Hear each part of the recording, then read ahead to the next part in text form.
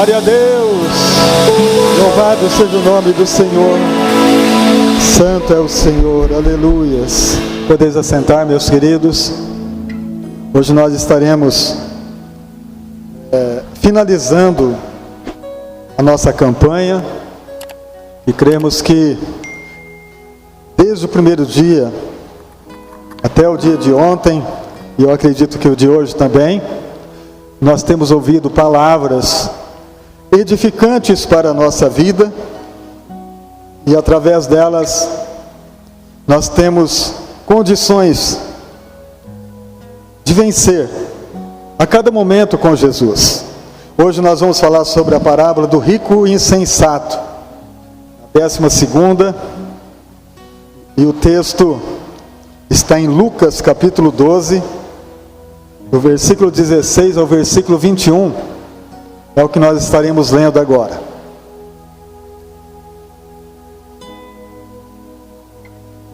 Capítulo 16 de Lucas, Lucas 12, do 16 ao 21.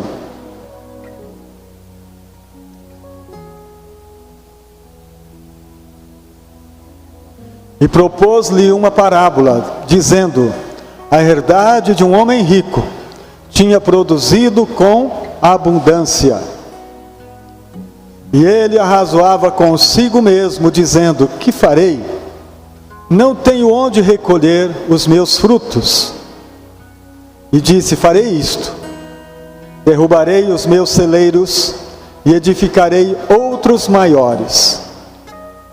E ali recolherei todas as minhas novidades e os meus bens, e direi à minha alma: alma, tens em depósito muitos bens para muitos anos, descansa, come, bebe e folga. Mas Deus lhe disse: louco, esta noite te pedirão a tua alma, e o que tens preparado para quem será? Assim é aquele que para si ajunta tesouros e não é rico para com Deus. Amém? Obrigado, meu Deus, a tua palavra é viva e gloriosa, e ela é tão forte em nossas vidas, Pai. É tão poderosa para mudar, para transformar o nosso entendimento, para nos levar mais alto em Cristo, para trazer ao nosso entendimento a sabedoria necessária para vivermos esses tempos tão difíceis. Mas sabemos, Espírito Santo, que o Senhor está no comando desta palavra para nos direcionar, para nos dar uma visão nova, um entendimento necessário para que a nossa vida cresça e amadureça a cada momento na Tua presença, em nome de Jesus. Amém? Então nós vamos ver agora este ensino maravilhoso de Jesus, como ele sempre fazia. Ele aplicava coisas do momento que as pessoas já sabiam, já conheciam, para trazer um ensinamento para aquela população, principalmente para os seus discípulos, que estavam ali ouvindo tudo que ele dizia. A parábola do rico tolo está inserida entre algumas preciosas instruções que Jesus deu aos seus discípulos. Lucas 12, do 1 ao 12. E o ataque que ele fez à preocupação pelas coisas materiais. Lucas 12, do versículo 22 ao 34. O objetivo principal dessa história foi confrontar o pecado da avareza, Lucas 12, 15. Esse assunto é de relevância capital, porque segundo a Bíblia, há pelo menos duas áreas da vida que testam a nossa espiritualidade: a sexualidade e o apego excessivo às coisas materiais. Em simples definição, a palavra avareza significa: é a característica de quem tem apego demasiado e sórdido ao dinheiro, de quem vive para adquirir e acumular riquezas. É basicamente isso. Então, a característica de quem é avarento é essa: é um apego demasiado pelas coisas da vida natural. Ele está sempre pensando em como conseguir, em como conquistar, em como fazer, em como ganhar mais. A mente dele está sempre programada para isso, para juntar, ajuntar e ajuntar. É assim que eles vivem. E no fundo, amados, todo homem sem Deus, ele é apegado a coisas, porque no fundo do entendimento dele, ele tem a seguinte necessidade de possuir para se proteger, como se aquilo fosse uma proteção para a vida dele, para o futuro. É assim que o homem natural vive. Mas muitas vezes nós estamos já vivendo com Cristo e ainda não desapegamos destas coisas. É por isso que Jesus trouxe esse ensinamento para eles e para os nossos dias tão necessário. Porque se nós vacilarmos em nosso entendimento com Deus, rapidamente a gente muda de entendimento e acha que precisamos da proteção do dinheiro, precisamos da proteção de coisas para ser feliz ou para ter segurança. E nós sabemos que no fundo tudo isso é apenas ilusão, né? É o que Jesus vai ensinar nesta parábola, para cada um de nós termos um entendimento mais seguro a respeito do ensino de Cristo. O pano de fundo da parábola do rico insensato. Depois de falar da preciosa assistência que o Espírito de Deus dá ao crente em momentos de provação, Lucas 12, do 11 ao 12, um homem no meio da multidão interrompeu. Isso aqui é o que está registrado em momentos antes de Jesus trazer esta parábola. Interrompeu Jesus para lhe fazer o seguinte pedido: Mestre, ordena meu irmão que reparta comigo a herança. Era costume do judeu pedir ajuda aos rabinos, especialistas da lei, sobre assuntos polêmicos, tais como este dos direitos da herança familiar. Mas o Senhor lhe respondeu: Homem, quem me constituiu juiz ou repartidor entre vós? Lucas 12, 14. Em seguida, Jesus Cristo fez uma grave recomendação. Vejamos: tende cuidado, guardai-vos de toda e qualquer avareza. Lucas 12, 15. Aqui está a raiz do problema da maioria absoluta dos seres humanos, indiscutivelmente do homem e seu irmão, que pediu ajuda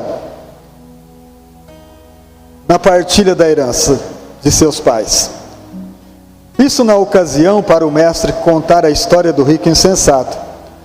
O pecado em foco também é chamado de concupiscência dos olhos. 1 João 2,17. Uma das áreas que Satanás tentou Jesus no deserto. Mateus 4,9. Depois da recomendação dada por Cristo, para não sermos vitimados pela avareza, ele diz uma das verdades mais impactantes do seu ministério: porque a vida de um homem não consiste na abundância dos bens que ele possui. Lucas 12, versículo 15, na face B. Depois que o homem foi banido da presença de Deus, ele teve que suar a camisa para manter-se. Gênesis 3, 17 ao 19. Ele buscou garantir sua subsistência como ideal de vida. Mateus 6,32, mas o Senhor diz que não é este o grande propósito da nossa existência, ou seja, que Deus não nos criou para o consumo. As lições de Jesus, queridos, quando a gente lê Mateus 6, ainda no Sermão do Monte, o que ele luta para tentar fazer os discípulos entender é sobre essa questão das coisas materiais, porque naturalmente nós somos apegados. Naturalmente o homem não tem, ele vive nisso, ele vive assim. A gente aprendeu desta forma, sobre ter, mas muitas vezes não somos nós que temos, é o produto que nos possui a nossa mente, possui o nosso coração. Quando as coisas nos dominam, a gente perde o foco de quem Deus é. A gente não tem mais a fé no que Deus faz, ou no que Deus fez, e no que Ele realiza nos nossos dias. A gente tem uma preocupação demasiada em ter um recurso guardado, não que isso seja errado, mas desde que a nossa fé não seja isto, desde que nós não estejamos com o coração neste lugar. Esses dias nós falamos sobre a parábola do tesouro, se lembra? Acho que foi a primeira. Onde estiver o teu coração, aí está o teu tesouro. Então muitas vezes nós colocamos o nosso coração nessas coisas e apartamos a nossa mente, o nosso entendimento de Cristo.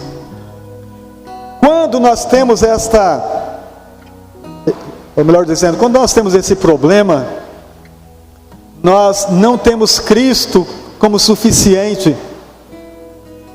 Ele acaba não sendo suficiente para nós. Suficiente é o homem, é o grande especialista nisso ou naquilo. Então somente quando os recursos acabam, e que muitas vezes acontece isso com a gente, quando os recursos acabam é que a gente vai olhar para cima. E Deus muitas vezes fazem isso com os crentes, esgota tudo, para depois ele começar a procurar Deus, e muitas vezes já é tarde demais. Então, queridos, na vida dos crentes, na vida dos filhos de Deus, Deus tem que ser primeiro sempre. Não é o dinheiro, não é o especialista, não é o grande homem, mas é o grande Deus, que precisa estar no centro de todo entendimento, no qual nós vamos enfrentar, ou realizar, ou fazer, não importa, em qualquer direção, nós precisamos colocar o Senhor em primeiro lugar nas nossas vidas. Amém? A insensatez, deixa eu ver aqui, o pecado da avareza é mais sutil do que imaginamos. Muitos pensam que avarento é somente aquele sujeito sovina, que vende o almoço para comer a janta, mas há também aqueles que acumulam roupas, sapatos, joias, carros, casas, perfumes e outros objetos em demasia, e se apegam àquilo de tal forma que chegam a passar mal, só de pensar em doar, ceder algo. Uma vez ouvi uma frase de grande sabedoria sobre esse assunto que dizia mais ou menos o seguinte: atrás de um caixão não segue um caminhão de mudança. De fato, nada trouxemos e nada haveremos de levar deste mundo. 1 Timóteo 6, 7, Mateus 10, 9 e 10 e Lucas 22, 35 são os versículos que dão referência para isso. Como é que nós chegamos ao mundo? De que maneira nós nascemos? Tudo foi preparado pelos nossos pais, e muitas vezes, claro que nós não tínhamos nenhuma noção para saber que estávamos vestindo, mas a gente sabe que, com o entendimento que nós temos quando a gente cresce, a gente percebe e sabe que nada trouxemos. E se nada trouxemos, levaremos alguma coisa? Claro que não. A gente pode ver, queridos, os grandes homens que passaram por essa terra, que hoje o máximo que pode ter ainda de alguma recordação, mas essa nova geração nem sabe quem é uma placa em uma rua. Por exemplo, o meu pai trabalhou muitos anos com um cidadão chamado, o sobrenome dele famosíssimo, Matarazzo. Quem sabe alguma coisa do Matarazzo hoje? Eram os maiores do Brasil, os mais ricos da nação. Em São Paulo, tudo que você vê, tudo que você imagina de empresa, de indústria, era Matarazzo. Talvez você encontre em São Paulo uma rua, escrito o nome dele. Esses tempos atrás eu vi uma reportagem falando sobre cemitério e mostrando o túmulo dos Matarazzo. Um mausoléu imenso. Não sei se o Erasmo conhece, mas isso que é enorme. Cemitério Formosa, acho que é um negócio de Vila Formosa, um negócio assim. Uma riqueza imensa, é o que está lá, está no túmulo. O máximo que ele conseguiu, o máximo que a família pôde fazer na época, foi aquilo. Então, e esse problema de juntar, faz parte da nossa natureza. Muitas vezes juntamos coisas de valor, outras vezes sem valor, mas acaba ocupando o espaço do nosso coração, porque a gente se apega tanto a essas coisas inúteis, e tem dia que a gente não sabe o que fazer com elas, não é verdade? E se o entendimento chega e fala, meu Deus, por que eu juntei tanta bobagem? Por que eu guardei tanta coisa sem valor? Mas para mim naquele momento era coisa de valor. Então é necessário, queridos, que a gente deixe o nosso coração inteiramente na presença do nosso Deus, porque Ele é perito em limpar o nosso coração. O próprio Jesus disse de si mesmo: as aves do céu têm ninho, as raposas têm covis, mas o Filho do Homem não tem onde reclinar a cabeça. O dono do mundo, o dono de tudo, disse: eu não tenho. Porque Ele não veio aqui para ficar, queridos. E nós também não. Nós não estamos aqui para ficar aqui. Nosso lugar é outro.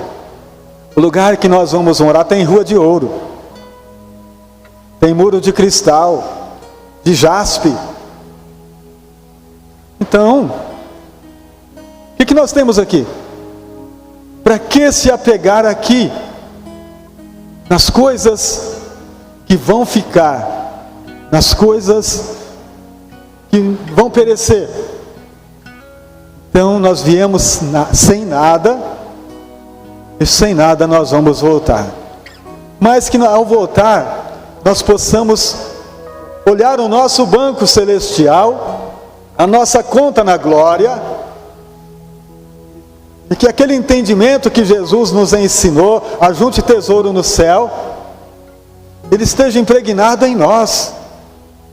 Que as riquezas que nós temos aqui, que aquilo que o Senhor nos ajuda a conquistar aqui, sirva para ser usado, para conquistar riquezas, mas riquezas que não perecem, riquezas que não apodrecem, riquezas eternas no céu.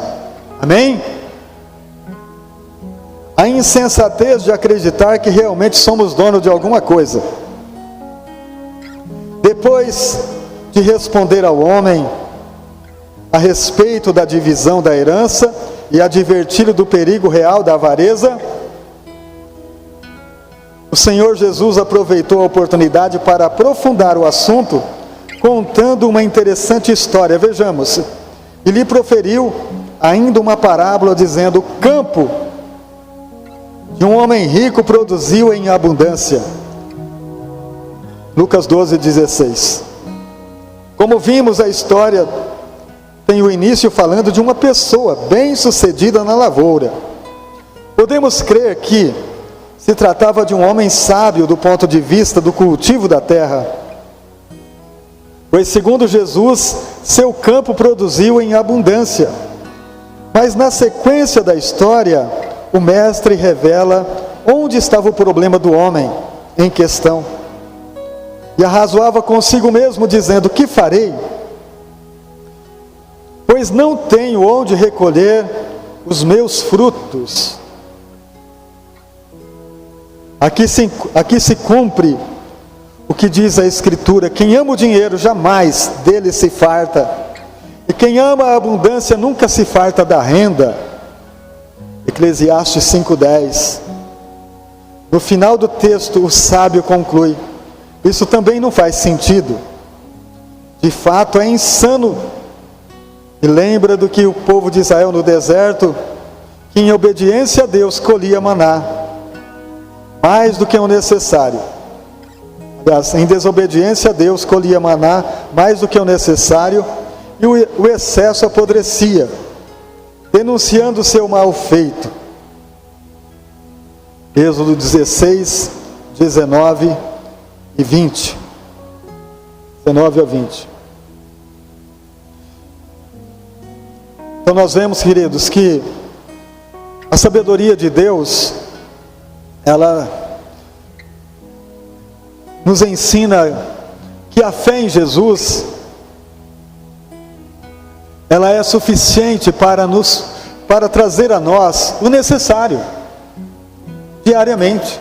É como a oração do Pai Nosso, que o Erasmo citou ontem aqui. Como a oração do Pai Nosso, que diz: o pão nosso de cada dia nos dá hoje. Porque Deus sabe a necessidade, queridos, que nós temos.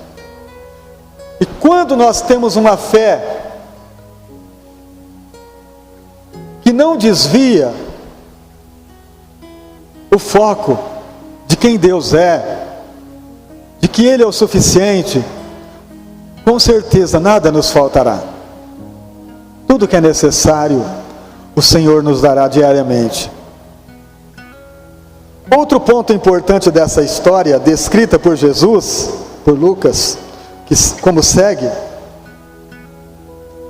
ele disse: farei isto, destruirei os meus celeiros, reconstruí-los-ei maiores, e aí recolherei todo o meu produto, todos os meus bens. Então direi à minha alma: tens em depósito muitos bens para muitos anos, descansa, come, bebe, regala-te. Lucas 12:18. As riquezas que acumulou, aquelas que ainda queria juntar, era somente para o seu deleite. Egoísmo exacerbado. Nenhum momento pensou em ajudar os outros, nem mesmo os prováveis empregados da sua fazenda. A preocupação deste homem era consigo mesmo, pois ao longo da história ele diz: onde recolherei os meus frutos? O meu produto e todos os meus bens. A minha alma. Tudo era para ele, tudo ele trazia para si. Os meus produtos, é a minha alma, descansa, tudo para si mesmo. O foco dele estava somente nele. No final da parábola, o Senhor Jesus diz qual foi o desfecho. Mas Deus lhe disse: louco, esta noite te pedirão a tua alma, e o que tens preparado para quem será? Lucas 12:20. Jesus Cristo chama de louco. E esta palavra no original grego é apron, que significa sem razão, insensato, estulto, que expressa uma disposição mental de não levar nada em conta, nem considerar. Para Paulo, aqueles que mantêm suas expectativas somente nas coisas desta vida são os mais miseráveis de todos os homens. Exatamente isso. Eu sempre medito nesta palavra do apóstolo Paulo. Se esperarmos em Deus só nesta vida, somos os mais miseráveis. E realmente sim. E muitos de nós aprendemos, queridos, que Deus existe para nos servir aqui na terra, para nos dar vida boa, para fazer de nós, ou para nos fazer deitar em berço esplêndido. Sou filho do rei, sou isso, sou aquilo, e eu exijo que seja assim. E muitos têm aprendido desta forma e têm dado mau testemunho. E não têm a mínima noção de que a vida passa. E que chega um momento que ele tem que encontrar com Deus. E muitas vezes as suas mãos estão vazias. Sem nada que foi produzido pelas suas mãos. Porque o Senhor dá o talento, queridos, para que a gente produza através do talento que Ele nos deu, para o reino da sua glória, para o louvor da sua glória. Então, quando nós aprendemos que nada é nosso, que tudo é para a glória dEle, então nós temos uma nova mentalidade de agir com as coisas. Nós temos um entendimento, e tudo que a gente for fazer, a gente ora antes, buscando sabedoria, buscando entendimento, buscando a graça. Por quê? A noite em que o Senhor disser, eu quero a tua alma, amém. A noite em que o Senhor nos chamar, glória a Deus. Que a gente seja pronto para chegar até Ele e dizer, o talento que o Senhor me deu, eu produzi mais. O talento que eu recebi do Senhor, o Senhor me deu um, aqui está 2. E é isso que nós precisamos pensar, porque nós estamos aqui, amados, por um período de tempo, e nesse período de tempo o propósito de Deus precisa ser cumprido, precisa acontecer, e para isso nós precisamos estar preparados, segundo aquilo que Deus, em sua infinita graça, colocou em nossas mãos. Amém? Segundo Jesus, o homem da história não sabia que ia morrer aquela noite. E alguém sabe?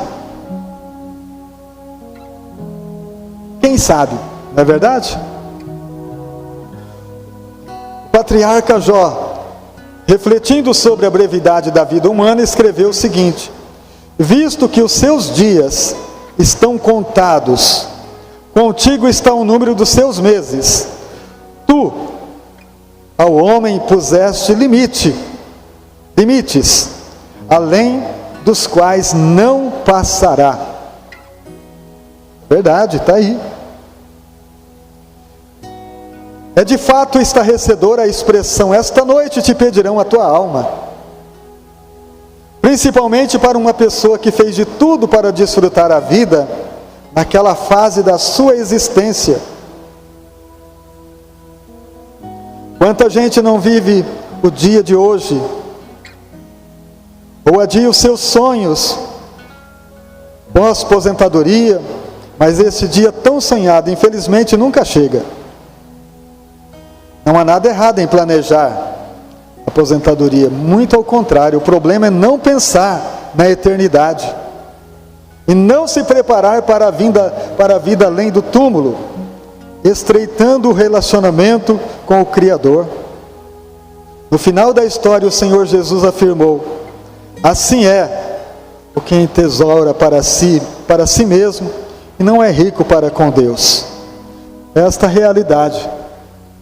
Junta, e com Deus não tem o suficiente. Tudo que faz é só pensando nos dias em que está aqui na terra. Mas os dias aqui são passageirão, não é? Alguns vivem um pouco mais, mas todo mundo chega um dia que vai parar, chega um dia que vai encerrar. Alguns mais novos, outros mais velhos, mas assim é a vida. Portanto, precisamos, o quanto antes, nos libertar do chamado senso de posse. Entender que somos apenas administradores dos bens de Deus e que Ele nos permite ter alguma coisa a fim de desfrutarmos disso com critério e jamais virar as costas para a sua obra e aos necessitados à sua volta. Provérbios 28, 27. Principalmente porque um dia haverá prestação de conta da nossa mordomia. 1 Coríntios 3, 11 ao 15. Verdade prática. Deus é o propósito da vida e não o dinheiro. Devemos fazer das bênçãos que resultam da nossa comunhão com Ele um privilégio para servir os outros. Então, quanto mais condição Deus nos dá, mais Ele vai pedir. A Bíblia diz que aquele que muito recebeu, muito será exigido. Então, nós temos que prestar atenção nisso. Quanto mais temos recebido de Deus, mais nós vamos ter que responder nessa questão, porque nada é nosso. E quando nós temos a consciência santa, a consciência convertida, mais a gente compreende isso. Que não temos nada. A Bíblia diz que tudo para Ele e para a glória dEle. Nada. Então, amados, que a maturidade venha nos trazer esse entendimento. A parábola do rico insensato revela que o maior perigo espiritual não está na escassez. Muitas vezes, queridos, a pessoa que passa pela pobreza, ele não se desvia do Senhor. Ele se desvia quando ele começa a se perder na riqueza. A oração no capítulo 30 de Provérbios, a oração, agora esqueci o nome do rei, Emanuel, esqueci o nome dele agora, não estou lembrando, mas ele diz assim: Senhor, não me dê nem a riqueza nem a pobreza, me dê a minha porção acostumada, para que eu, rico demais, não diga quem é Deus, ou que muito pobre, venha furtar e lançar a mão do teu nome. Uma oração de sabedoria. Aí ele diz assim: me dê a minha porção acostumada. Basta. Me dê aquilo que é necessário todo dia. Me dê condições para mim cuidar da minha casa, da minha família. Me dê condições para eu manter, sabe, para mim poder ajudar, cooperar no reino e fazer a tua obra, a tua vontade. Aplicação prática do dia a dia. Essa parábola nos chama a revisar. Onde está a nossa segurança emocional? Em Cristo ou no tesouro? Em que colocamos a nossa esperança prática? Como lidamos com o que Deus nos confia? Viver com sabedoria cristã é planejar com responsabilidade, mas submeter cada plano à soberania de Deus, entendendo que tudo o que temos é instrumento de serviço e não de autoexaltação.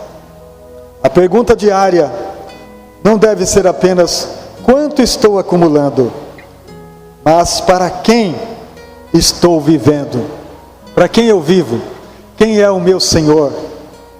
Lá no livro de Timóteo diz que o amor ao dinheiro é a raiz de muitos males. Então a necessidade maior é não deixar que as coisas dominam o nosso coração. Como a oração do Salmo 20, né? Uns confiam em carros, outros em cavalos, mas nós faremos menção do nome do Senhor nosso Deus. Então esta é a segurança, queridos. A nossa segurança não é ouro nem é prata, mas a nossa segurança é o Senhor. E é nele que nós devemos vigiar sobre essa palavra. Porque, amados, o inimigo é mestre em nos distrair com coisas. Não está falando só de riqueza, não. Muitas vezes é coisas tão insignificantes que a gente se distrai. E quando a gente vê, o Senhor não está mais ocupando o primeiro lugar aqui em nossos corações.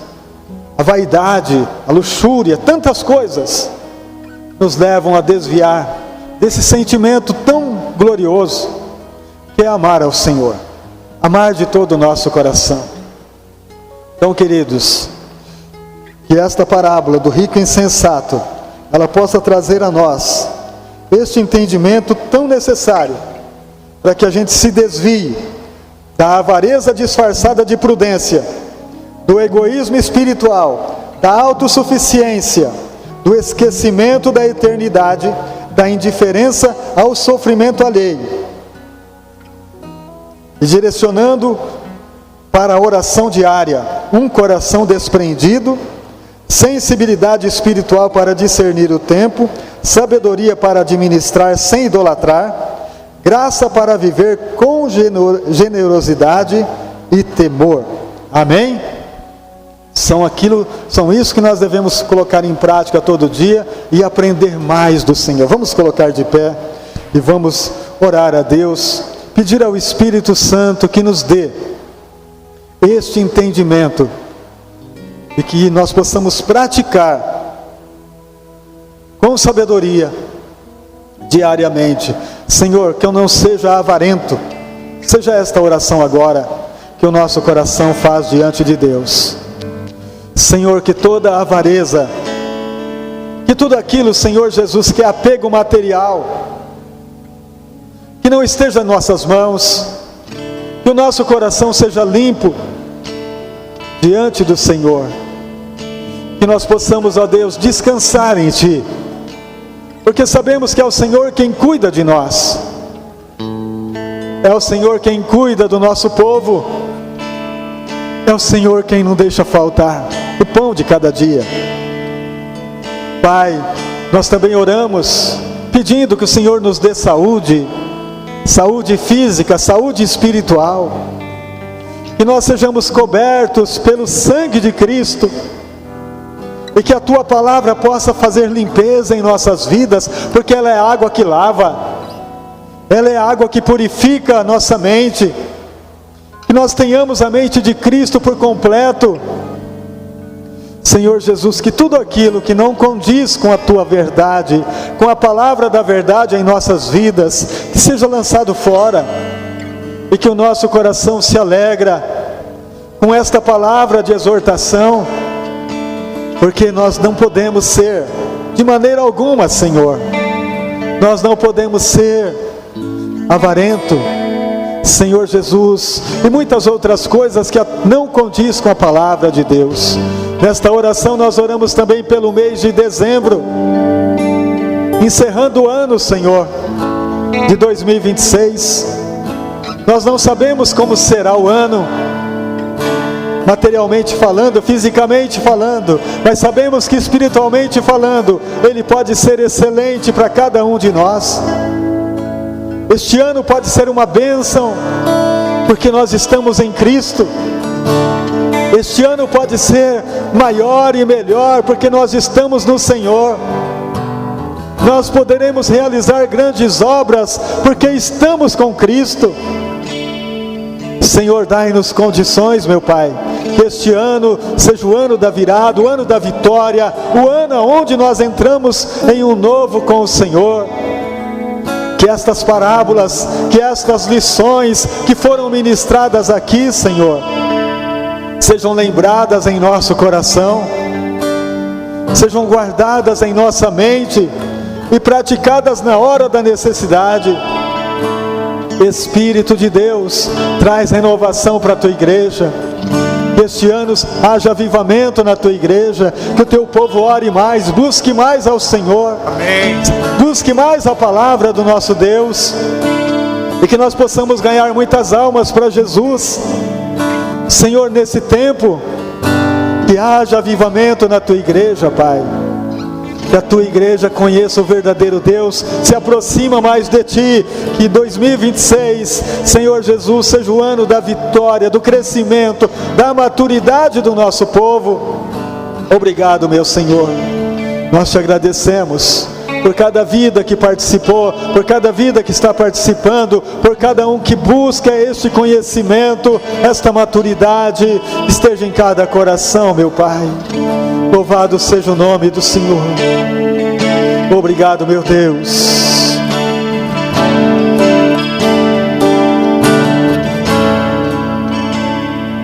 Pai nosso no céu, santo é o teu nome, teu reino buscamos,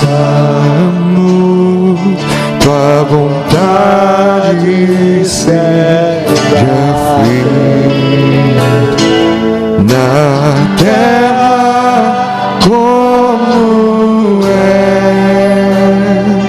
no céu. Deixa o céu descer na terra como é no céu. Deixa o céu descer.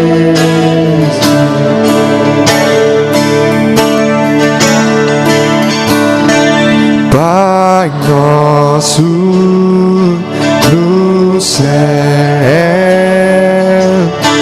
santo é o teu nome, teu reino buscamos, tua vontade seja feita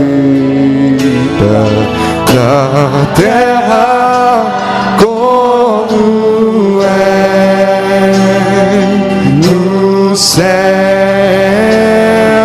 Deixa o céu descer na terra como é no céu.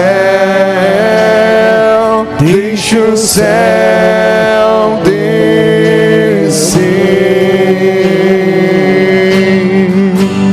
Deixa o céu descer.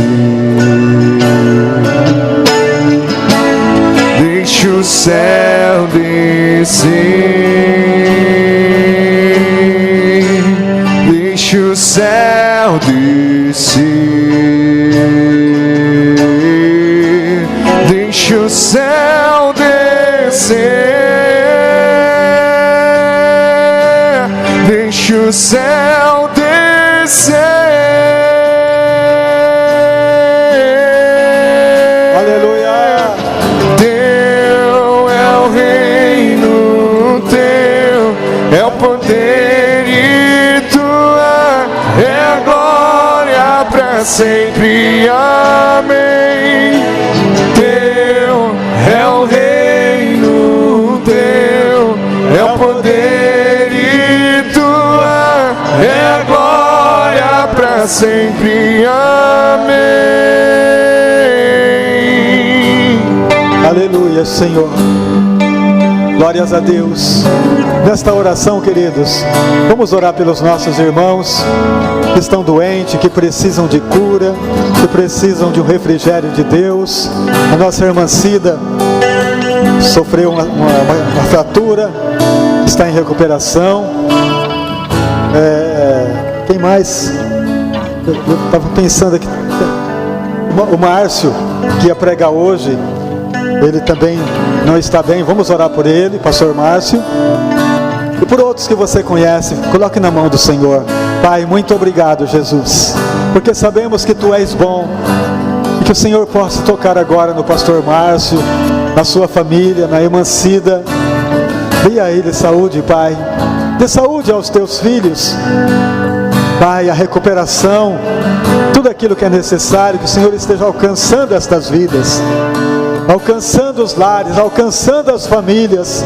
Nós declaramos cura para todo o povo de Deus, que recebam agora o toque das tuas mãos, em nome de Jesus. Amém? Deus abençoe a todos em nome de Jesus. Amanhã estaremos aqui no culto da família às 18 horas. Deus abençoe a todos.